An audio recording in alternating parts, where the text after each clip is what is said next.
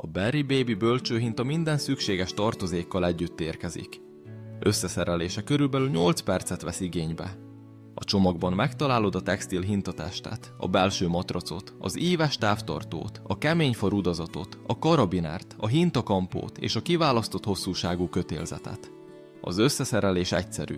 Először az előre megkötött kötélzetet vesszük elő. Keresztben letesszük magunk elé, hogy a 4 kötélvéget be tudjuk dugni a távtartó rúdon fúrt lyukakba. Mind a 4 lyukba beleillesztünk egy-egy kötélvéget. Ezután kiterítjük magunk elé a textil hintatestet, és beledugjuk a 4 tartórudat. A rövid rudak alkotják a hinta elejét és hátát, míg a hosszú rudak a 2 oldalához kerülnek.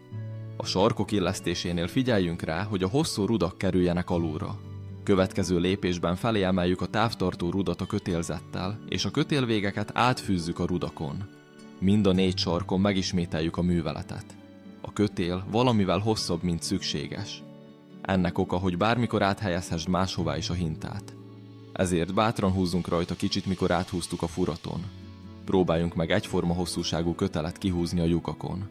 Ezután kössünk csomót a kötélre a rúd alatt mind a 4 saroknál.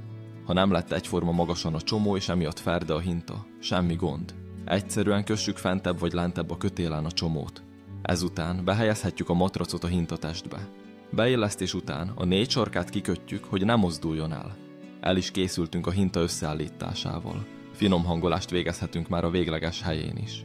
Reméljük segítségedre lehettünk. A Berry Baby visszavár.